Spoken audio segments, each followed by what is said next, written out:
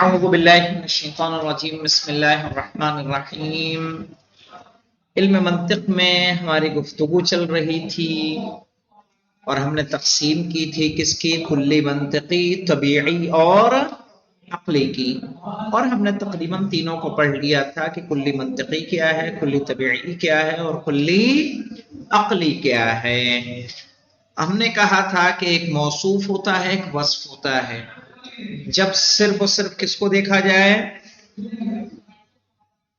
مثلا جب ہم نے کہا انسان کلیون تو کہا یہاں ایک صرف انسان ہے اور ایک صرف کلی ہے، تو اگر صرف ہم کس پر غور کریں، صرف کلی کو دیکھیں بنا یہ دیکھے ہوئے کہ وہ انسان ہے کہ غیر انسان، تو اس وقت کیا کہلائے گا؟ وہ کلی طبیعی۔ اور ایک ہے کہ موصوف کو دیکھیں اور ایک ہے کہ دونوں کو ملا کر دیکھیں، صفت و موصوف کو ایک ساتھ نگاہ کریں۔ تو اب آ جائیے دیکھتے ہیں یہاں سے وَنُشَبِّهُ هَذِهِ الْاعْتِبَارَاتِ الثَّلَاثَةِ، اور یہاں پہ دیکھیے کتاب میں دیا ہے ثلاث، جو ہمارے پاس پی ڈی ایف ہے یہاں ثلاث دیا ہے، جو ہمارے پاس کتاب ہے اس میں ثلاثہ دیا ہے، آپ کے یہاں کیا دیا ہے؟ ثلاثہ۔ تو یہاں پہ کچھ جلدوں میں ایسا ہے ثلاث ہے کہ ثلاثہ بولتے کیا؟ ثلاث ہے۔ اب یہاں دیکھیں مولانا، اعتبارات کیا ہے مولانا؟ جمع ہے کہ مؤنث ہے کہ مذکر ہے؟ مؤنث ہے، تو عدد کیا ہونا چاہیے؟ کیوں مذکر ہونا چاہیے؟ نہیں، ایسا نہیں۔ جب عدد معدود کے بعد آئے تو اس میں دونوں وجہیں جائز ہوتی ہیں، وہ اس سے مطابقت بھی کر سکتا ہے اور مطابقت نہیں بھی کر سکتا ہے۔ یعنی یہاں چاہے تو آپ الاعتبارات الثلاثہ بھی کہہ سکتے ہیں اور اعتبارات الثلاث بھی کہہ سکتے ہیں، لیکن عدم مطابقت زیادہ بہتر ہے۔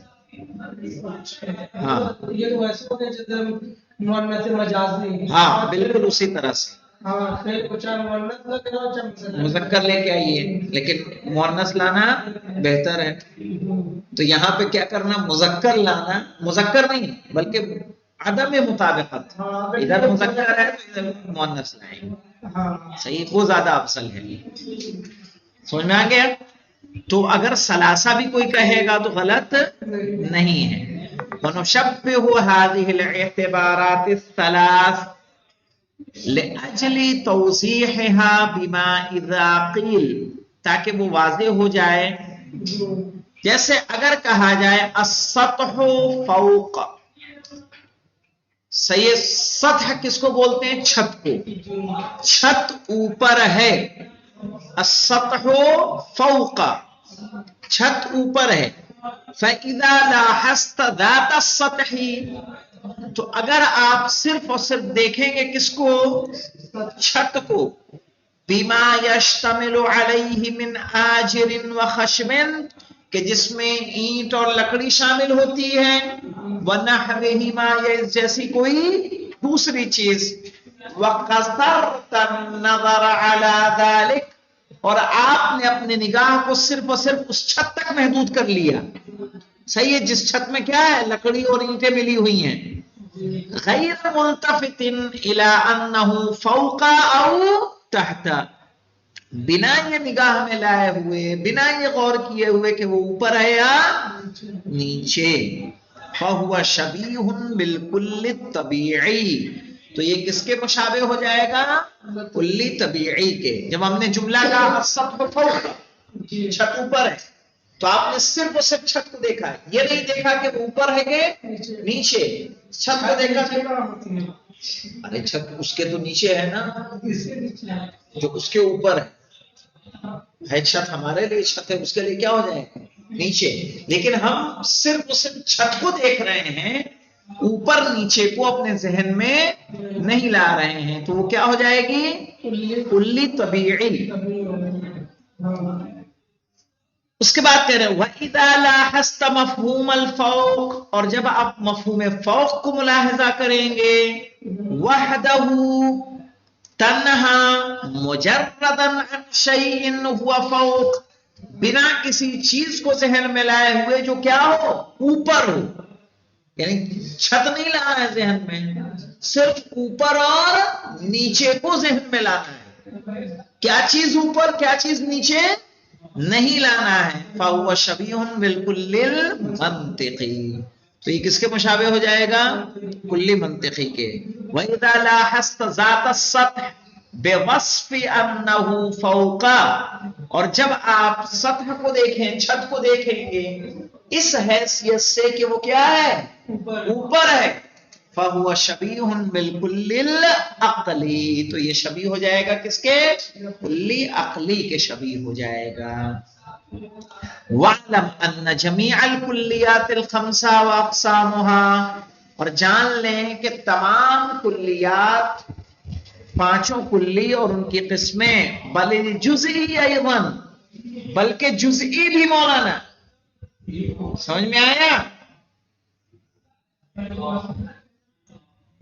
تصح فيها هذه الاعتبارات الثلاثة، ثلاثہ لے آئے، کیا دونوں وجہیں کیا ہیں؟ جائز ہیں۔ تصح فيها هذه الاعتبارات الثلاثة، تو اس میں کیا کہہ رہے ہیں مولانا؟ تصح فی هذه الاعتبارات الثلاثة، یہ تینوں اعتبارات صحیح ہیں۔ کیا مطلب؟ تینوں اعتبار کا مطلب کیا ہے مولانا؟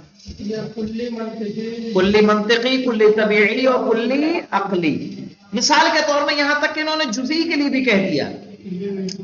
دیکھیے مثال کے طور پر جیسے ہم نے کہا زید جزئی، زید کیا ہے؟ جزئی ہے، تو یہاں پہ ایک جزئی ہے جو ایک سے زیادہ پر صادق آنے میں کیا ہوتی ہے؟ مانع ہوتی ہے۔ کہا جب ہم صرف اور صرف جزئی کو دیکھیں گے، وہ جزئی جو ایک سے زیادہ پر صادق آنے میں کیا ہو؟ مانع ہو، تو وہ کیا ہو جائے گا؟ جزئی منطقی۔ کیا ہوگا؟ جزئی منطقی۔ اور جس پر وہ عارض ہو رہا ہے یعنی زید، کہ زید جزئی، زید کیا ہو جائے گا؟ جزئی طبیعی۔ اور جب دونوں کو مجموع کو دیکھا جائے گا کہ زید جزئی، تو یہ کیا ہو جائے گا؟ عقلی ہو جائے گا۔ سمجھ میں آیا؟ لیکن مولانا جزئی کو ہم کلی، جزئی کو ہم منطقی، طبیعی اور عقلی کے نام سے نہیں جانتے۔ کیوں نہیں جانتے؟ کیونکہ اس کا منطقی سے کوئی واسطہ نہیں ہے۔ علم منطق، عالم منطق کیا کرتا ہے؟ کلیات سے بحث کرتا ہے کہ جزیات سے؟ منطق کیا دیتا ہے؟ قاعدہ کلیہ کے قاعدہ جزیہ، تب اس کی بحث کس سے ہوگا؟ کلی سے کہ جزئی سے؟ کلی سے ہوگی، ہے نا؟ اس لیے ہم جزئی کا یہاں ہم نام نہیں دیتے کہ جزئی منطقی، جزئی طبیعی اور جزئی عقلی۔ ہم نے کیا کہا؟ کلی طبیعی، کلی منطقی، کلی عقلی۔ کیوں کہا؟ علم منطق میں بحث کلیات سے ہوتی ہے نہ کہ جزئیات سے۔ عالم منطق کا واسطہ زیادہ تر کس سے پڑتا ہے؟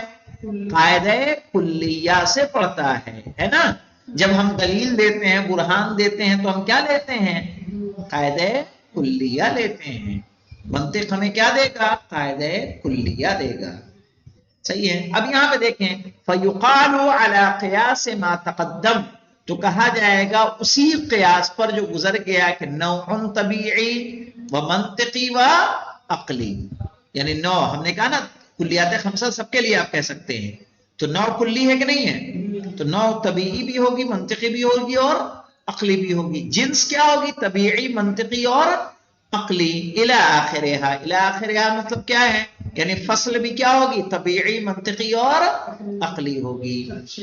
ہاں، نو بھی ہوگی، جنس بھی ہوگی، اور کلیات خمسہ سب کے لیے کہا، عرض عام، اور آپ اس کو بھی لے آ سکتے ہیں، خاصہ کو بھی۔ کیا کہا؟ وَعَلَمَ أَنَّ جَمِيعَ الْكُلِّيَاتِ الْخَمْسَةِ وَأَقْسَامِهَا، کلیات کی تمام قسمیں، تمام قسموں کے لیے یہ اعتبارات کیا ہیں؟ صحیح ہیں۔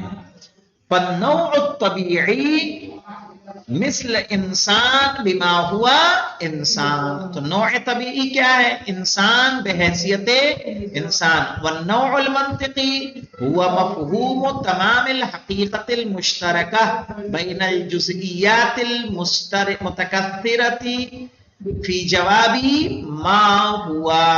صحیح ہے. نوع عقلی بالعدد متکثرۃ بالعدد فی جواب ما ہوا. تو نوع عقلی وہ ہوگی جو تمام حقیقت مشترکہ، جیسے ہم نے کہا الانسان حیوان ناطق، تو یہ جو حیوان ناطق ہے یہ تمام حقیقت انسان ہے یا نہیں ہے؟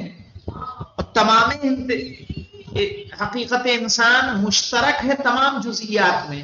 مثلا زید میں بھی یہ چیز پائی جا رہی ہے، حامد میں، راشد میں، ماجد میں بھی پائی جا رہی ہے. المتکثرۃ بالعدد، جو عدد کے اعتبار سے کیا ہے؟ بہت زیادہ ہیں. اور کس کے جواب میں واقع ہوگا؟ فی جواب ما ہوا. والنوع العقلی هو مفہوم الانسان، اور نوع عقلی وہ انسان کا مفہوم بما هو تمام الحقیقت المشترکۃ بین الجزئیات المتکثرۃ بالعدد، کہ جو جواب واقع ہو کس کے مولانا؟ یعنی وہ انسان نوع عقلی ہوگا کہ جب تمام حقیقت انسان کو ہم مد نظر رکھیں گے تو کیا ہو جائے گا؟ نوع عقلی. جیسے ہم نے کہا الانسان حیوان ناطق، تو اب یہ کیا ہو جائے گا؟ یعنی نوع عقلی ہو جائے گا. وَهَكَذَا يُقَالُ فِي بَاقِي الْكُلِّيَّاتِ وَفِي الْجُزْئِيِّ أَيْضًا. صحیح ہے. اور اسی طرح سے کہا جائے گا باقی کلیات میں بھی، یعنی جن سے آپ کہیے جن سے منطقی، جن سے طبیعی، اور جن سے کلی. وَفِي الْجُزْئِيِّ أَيْضًا، اور جزئی میں بھی آپ یہ کہہ سکتے ہیں، جیسے میں نے آپ کو مثال دی کس کی؟ زیدون جزئی. تو خالی جب جزئی کو دیکھیں گے، وہ جزئی جو ایک سے زیادہ پر صادقانہ نمانے ہوتا ہے، تو جزئی کیا ہو کہلائے گا؟ منطقی. جزئی منطقی. اور جب زید کو دیکھیں گے تو کیا ہو جائے گا؟ طبیعی. اور جب دونوں کو دیکھیں گے تو کیا ہوگا؟ عقلی. سمجھ میں آیا؟ کون؟ جب ہم نے کہا دیکھو الانسان کلی، جب ہم نے کہا تو کلی منطقی، تو جیسے کلی منطقی ہے ویسے جزئی بھی کیا ہوگا؟ نہیں سمجھے؟ دیکھو الانسان کلی میں کلی منطقی ہے، انسان وحدہ کیا ہے؟ طبیعی، اور دونوں کو لیا تو عقلی. اب اسی طرح سے زید جزئی کو لیجیے، جزئی کو لیں گے تو منطقی، زید کو تنہا لیں گے تو طبیعی، اور جب دونوں کو مجموع کو لیں گے تو عقلی ہوگا.